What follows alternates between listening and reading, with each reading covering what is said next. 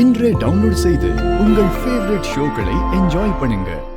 தனா, தனா வாங்கம்மா. போன் கூட பண்ணாம திடீர்னு வந்திருக்கீங்க. கோயிலுக்கு 2 பேரும் போயிருந்தோம். அங்கிருந்து கிளம்பும் போது உன் ஞாபகம் வந்தது.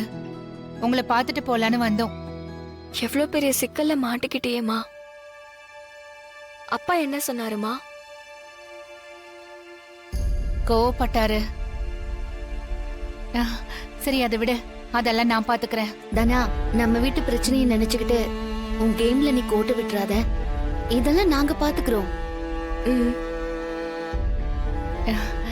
இவ்ளோ கஷ்டத்திலயும் ஒரு நல்ல விஷயம் நடந்திருக்கு. என்னம்மா? உங்க அப்பா மாயாவை கூப்பிட்டு பாராட்டினாரு. அப்படியா? எதுக்காக மாயா? ஃபாரன்சிக் ரிப்போர்ட்டை கொண்டு போய் காட்டினதும் தான் அந்த புவனேஸ்வரி அடங்குனா. அதுக்காக கூப்பிட்டு பாராட்டினாரு. கேட்கவே சந்தோஷமா இருக்கு மாயா.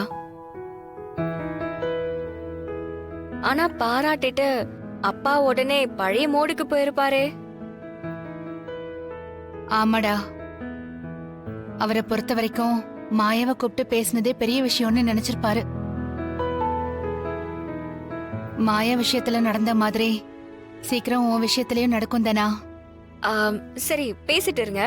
டிகாஷன் போட்டு வச்சிருக்கேன். நான் போய் காஃபி கலந்து எடுத்துட்டு வரேன். சரி, இருங்க, நானும் போறேன்.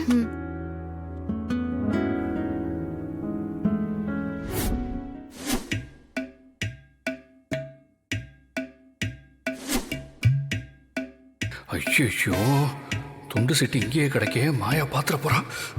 ஏய், இரு. என்னது இது? அது கூட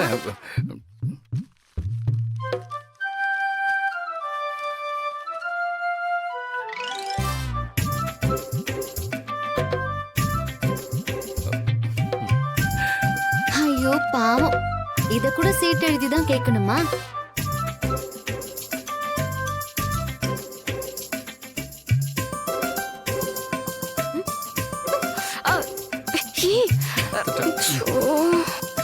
இந்த சீட்டு உன் கையில சிக்கிருச்சா?